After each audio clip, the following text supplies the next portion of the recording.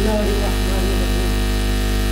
अस्सलाम वालेकुम व रहमतुल्लाहि व बरकातुहू। मैं हूं अज़ीज़ बेलगामी और सीधी बात टीवी चैनल के चौथे अदबी प्रोग्राम शेर व सुखन में आपका खैर मकदम है।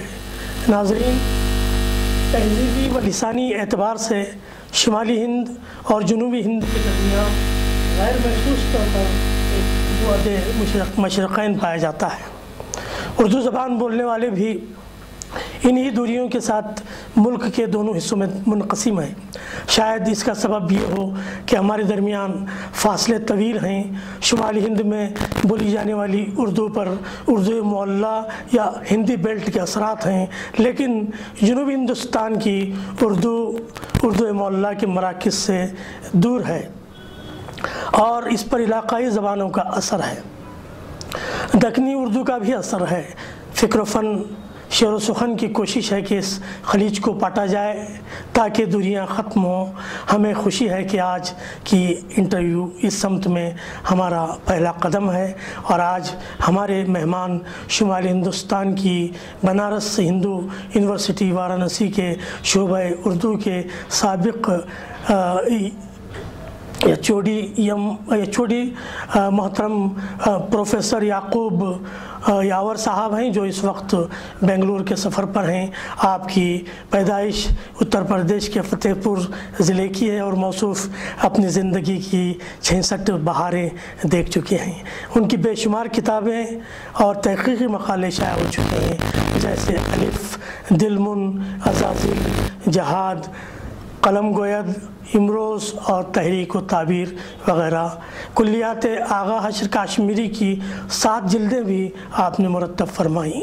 मोहतरम याकूब साहब बेंगलुरु में और सीधी बात की खुसूसी तौर पर स्टूडियोज़ में आपका खैर मक़दम है। बहुत बहुत शुक्रिया।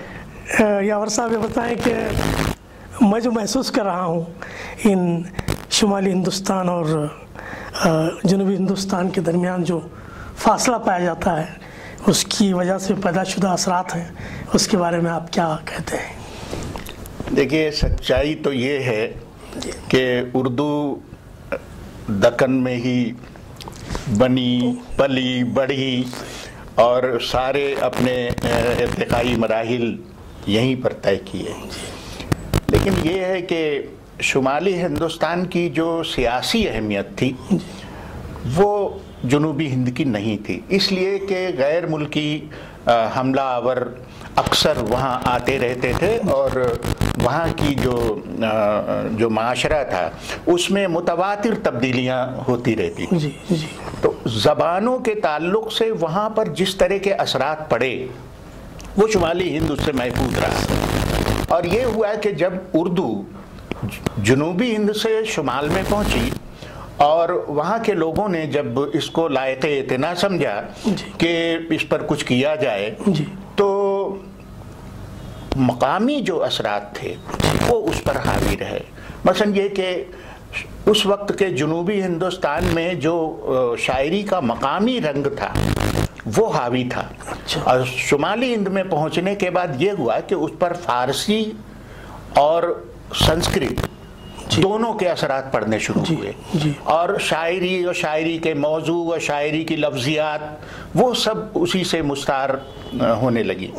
तो ये हुआ कि जुनूब और शुमाल में खला पैदा होने लगा और अब तो रवाबित के कई करीबी रास्ते बन गए हैं, हम लोग एक दूसरे से मिल सकते हैं। लेकिन जिस ज़माने में ये सब कुछ हो रहा था उस ज़माने में ये आसान नहीं था, महीनों का सफ़र होता था और लोग इधर से उधर जाने के बारे में खाली तसव्वुर करते थे। बहुत कम लोग हिम्मत कर पाते थे कि वो एक मकाम से दूसरे मकाम तक जाएं। तो ये है कि शुमाली हिंद में फिर उर्दू का जो इर्तिका हुआ है वो जनूबी हिंद के मुकाबले में ज़्यादा आगे बढ़ गया। और जब उसको ये शरफ़ हासिल हुआ कि वो बरतर है, तब उसने अपने मराकिज़ कायम किए। अपने तौर पर यह तय किया कि दिल्ली एक दबिस्तान है, लखनऊ एक दबिस्तान है। अब उसमें हैदराबाद तीसरे नंबर पे आ गया और कुछ लोगों ने और अजीमाबाद और ये कुछ नाम और गिनाए, लेकिन असल मामला ये है कि लखनऊ और दिल्ली को ही रिकॉग्निशन मिल पाया। और हम लोग और सारे असातिज़ा अपने तालिब इल्मों को यही पढ़ाते रहते हैं कि ये दो दबिस्तान हैं और इनके दरमियान। ये बहुत बड़ी कमी है कि जुनूब के दबिस्तान को फरामोश कर दिया गया, और इस चीज़ को अब हम लोगों को समझना चाहिए कि जुनूब और शुमाल की सरहदें अब ख़त्म हो चुकी हैं। अब हमारे पास वसाइल हैं, हम बहुत आसानी से एक दूसरे से मिल सकते हैं। हम मोबाइल रखते हैं, हमारे पास तरह तरह के इंटरनेट है, फेसबुक है, तरह तरह की चीज़ें हैं। तो कोशिश ये करनी चाहिए कि जुनूब और शुमाल के बीच में रवाबित बढ़ें और एक दूसरे को समझने की कोशिश करें। अब ये होता है कि शुमाल का कोई शायर जब जुनूब के किसी शायर को पढ़ता है तो अपने से मुख्तलिफ लहजा देखता है, तो चूंकि वो ये मान बैठा है कि शुमाल का लहजा जुनूब के मुकाबले में बेहतर है, तो उसको ये अजीब लगता है कि जुनूब में इस तरह की शायरी कैसे हो रही है। तो ये बुनियाद ही गलत है, फिक्र की ये बुनियाद गलत है। ये होना चाहिए कि जुनूब और शुमाल में जो कुछ है और जैसा भी है उसका तज्जिया उसके अपने पस मंज़र में किया जाना चाहिए। ऐसा नहीं है कि जुनूब की शायरी को शुमाल से परखा जाए और शुमाल की शायरी को जुनूब से परखा जाए, ये कोई तरीक़ा नहीं होता है। उर्दू एक ज़बान है और सारे हिंदुस्तान की ज़बान है, और उसका जो मेयार नक़्द है वो एक मसावी होना चाहिए कि हर फनकार को, चाहे वो किसी भी खित्ते से ताल्लुक़ रखता हो, उसका एक ही तरीके से तज्जिया किया जाना चाहिए। प्रोफेसर साहब, इन तमाम हक़ाइक़ के बावजूद फिर भी हम देखते हैं कि वन वे ट्रैफिक का सिलसिला जारी है। सिर्फ शुमाल के लोग यहाँ आते हैं, जुनूब के लोगों को वहाँ जाने का मौका नहीं मिलता, चाहे वो मुशायरे हों, चाहे सेमिनार्स हों, चाहे सिम्पोजियम्स हों। तो क्या फ़राख दिली का मुज़ाहरा वहाँ से होगा कि यहाँ के लोगों को भी कुछ अहमियत मिल जाए? माहौल कुछ ऐसा, मसलन ये कि ये बात पूरे तौर पर सच तो नहीं है जी। अक्सर ऐसा हुआ है कि जुनूबी हिंद के कुछ लोग शुमाली हिंद के या मरकज़ के बड़े बड़े कुर्सियों पर बैठे, तो उस ज़माने में शुमाल और जुनूब का फ़र्क ख़त्म हुआ, इसलिए कि उनको लगता था कि जुनूब के लोगों को अहमियत नहीं दी जाती है, और उन्होंने इसके लिए कोशिश की। इस कोशिश को आगे बढ़ाना चाहिए था, लेकिन ये होता है, जाहिर है कि एक कोई ऑफिसर है तो उसकी एक मुद्दत कार है, उसके बाद कोई दूसरा आ जाएगा, अब दूसरा कहाँ का आएगा। अदब के हवाले से बात कर रहा हूँ। जी, अदब और शायरी के हवाले से बात कर रहा हूँ। तब इसमें यह है कि जो शायर और अदीब है उनको बराह रास्त आपस में राब्ता करना चाहिए। और रही ये बात कि वहाँ के सेमिनार्स में और वहाँ के मुशायरों में यहाँ के, तो उसके कई असबाब हो सकते हैं। मसलन एक तो बजट होता है। जाहिर है जितने दूर से आप लोगों को बुलाएंगे, चूँकि मैं बनारस हिंदू यूनिवर्सिटी में रहा और हमारे यहाँ जब मान लीजिए पीएचडी का वाइवा होना है, ये सब के लिए जब हम इंतखाब करते हैं तो बल्कि यूनिवर्सिटी का भी ये दबाव रहता है हम पर कि बहुत दूर से मत बुलाइए, यानी कम खर्च में हो जाना चाहिए। तो फिर क्या है, करीब में इलाहाबाद है, लखनऊ है, दिल्ली है, बस वहीं से लोगों को बुला लिया जाता है। और साउथ में कभी कभी होता है, हमारे यहाँ बहुत से लोग यहाँ से गए होंगे, लेकिन ये कि ये कभी कभी होता है, और ज़्यादातर ये होता है कि आसपास के लोगों को ही बुला लिया जाता है, और यही जुनूब में हो रहा है। यही जुनूब में हो रहा है। जुनूब में भी इस तरह के कामों के लिए शुमाल के लोगों को बहुत कम बुलाया जाता है। तो अब इसका कुछ सोचना तो चाहिए, सोचना चाहिए। प्रोफेसर साहब, अब आते हैं एक दूसरे मौजू पर जी, कि नावल निगारी जो आपका महबूब मशगला रहा है, आजकल हम देखते हैं कि नावल निगारी की तरफ कोई मुतवज्जो नहीं है। अब अफसाने भी अफसानचों की शक्ल में तब्दील हो गए हैं। ऐसे माहौल में आप नावल निगारी के सिलसिले में नए लिखने वालों को क्या मशवरा देना चाहेंगे? मुझे तो कुछ अलग समझ में आती हैं बात मसलन ये कि आपने गालिबन ये कहने की कोशिश की है कि ये ज़माना बहुत तेज़ रफ्तार है, उसके पास वक्त की किल्लत है, इसलिए वो ऐसी चीज़ों को पढ़ना पसंद करता है जिसमें जल्दी से उसे ख़त्म किया जा सके। लेकिन मेरा अपना तजुर्बा ऐसा नहीं कहता है। अच्छा। मैंने अपने लिखने की शुरुआत अफसानों से की थी। अच्छा। और शायद मैंने उसी ज़माने में शुरू में 2-3 अफसाने लिखे होंगे, उसके बाद मैंने अफसाने नहीं लिखे जी। मैंने सिर्फ नावल की तरफ ध्यान दिया है। और चूँकि मैं शायरी भी करता हूँ, नावल भी लिखता हूँ, तहक़ीक़ व तनक़ीद से भी मैं मतलब जुमला असनाफ जो उर्दू में है और जो जिस वक्त मेरा मूड होता है मैं वो काम कर लेता हूँ। तो मुझे इस बात का तजुर्बा है कि जैसे शेरी तख्लीक़ात हैं जी जी, अब इनको लोग नहीं पढ़ रहे हैं, सबसे बड़ा मसला है। जबकि शेर और ख़ास तौर से गज़ल का शेर अदब की मेराज है, बहुत सही। और कोई भी नस्र की तख्लीक शेर का मुकाबला नहीं कर सकती। इसके बावजूद लोगों को चूँकि दिक्कत आती है वक्त देने में, मसलन एक शेर को पढ़कर उसको समझने में जो ज़हनी एक्सरसाइज होती है वो नस्र में नहीं होती। सही सही। तो वो अपने आप को आजमाइश में डालने के मुकाबले में ये बेहतर समझता है कि ऐसी चीज़ पढ़ी जाए जो उसकी समझ में आसानी से आ जाए। तो नावल उसके लिए एक ऑप्शन है जी।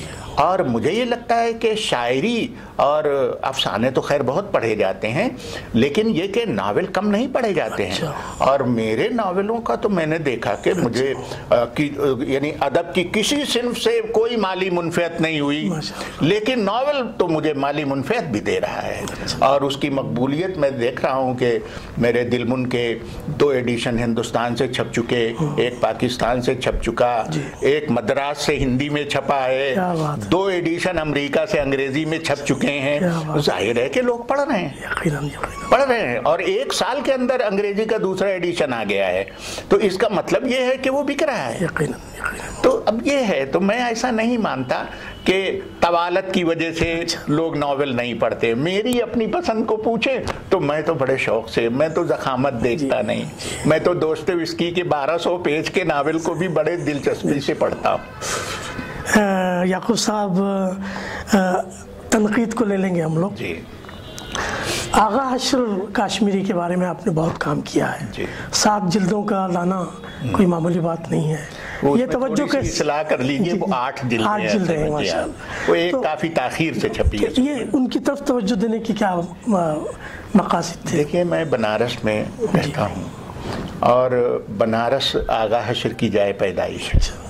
तो उनके एक भतीजे आगा जमील काश्मीरी साहब हुआ करते थे, उनसे मेरी दोस्ती थी, कुर्बत थी।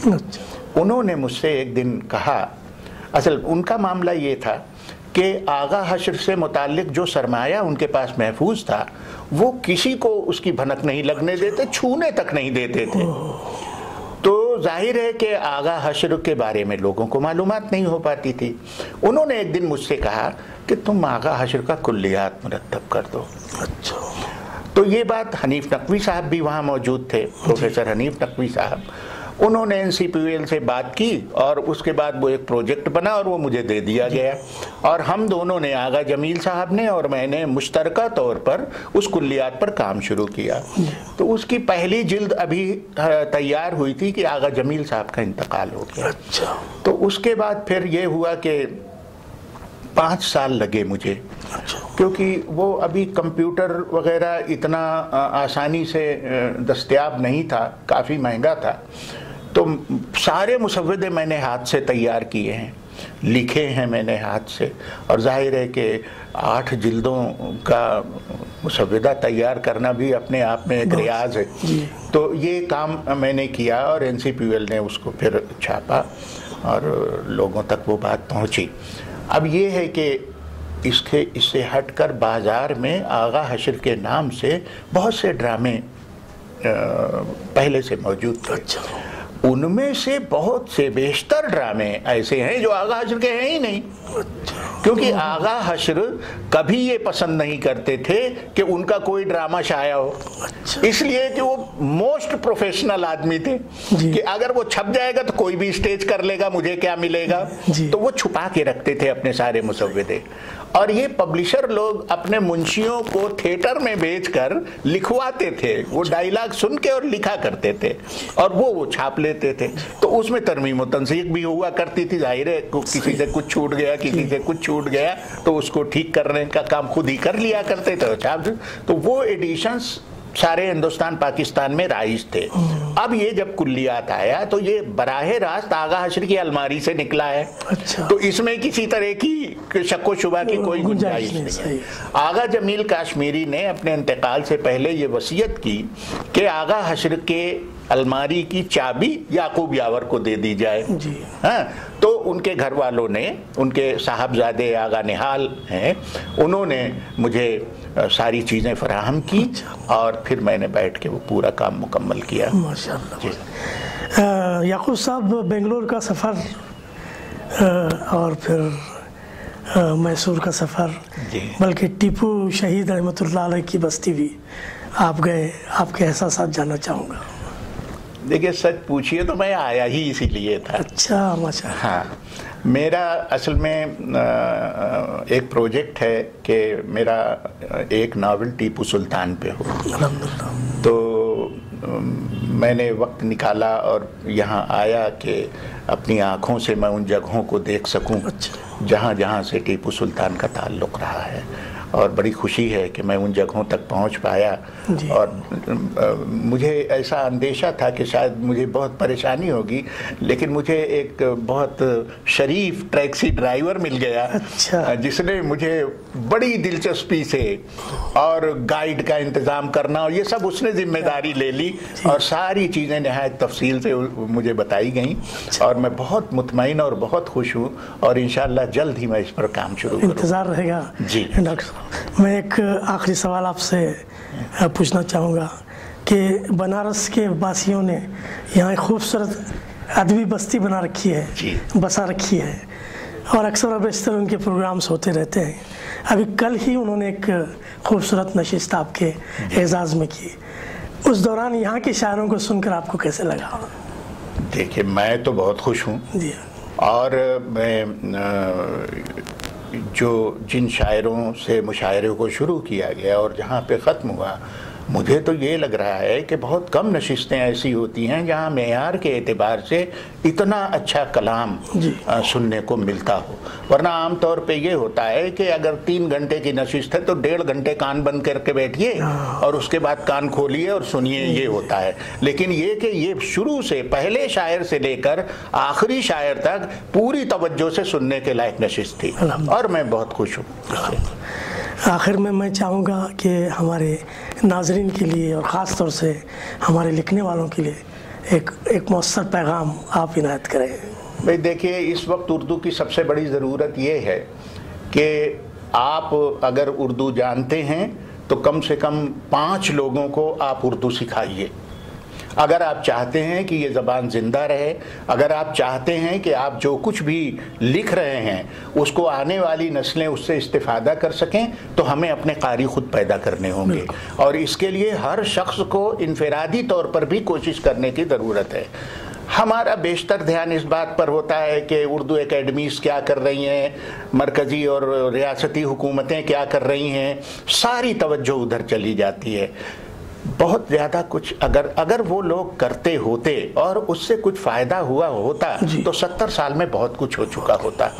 असल में हमें इनफरादी तौर पर कोशिश करना है। हम जितना कुछ हमारे आसपास है उसमें उर्दू को फ़रोग़ के लिए हमने क्या काम किया है वो ज़्यादा अहमियत रखता है। अब मेरा यही है कि हर उर्दू वाले को चाहिए कि वो कम से कम 5 लोगों को अपनी पूरी ज़िंदगी में उर्दू के हुरूफ से रोशनास कराए और उसकी तरबियत करे, तो ये उर्दू के मुस्तक़बिल के लिए एक नेक कदम होगा। प्रोफेसर याकूब यावर साहब, मैं अपनी जानिब से, अपने इदारे सीधी बात की जानिब से, फ़िक्र फ़न शेर व सुखन की जानिब से आपका दिल की गहराइयों से शुक्रिया अदा करता हूँ कि आपने हमारे लिए वक्त दिया। और नाज़रीन, ये थे प्रोफेसर याकूब यावर साहब जो आज हमसे गुफ्तगू कर रहे थे। अब अगले हफ्ते तक के लिए अज़ीज़ बेलगामी को इजाज़त दें। वस्सलामु अलैकुम व रहमतुल्लाहि व बरकातुहू।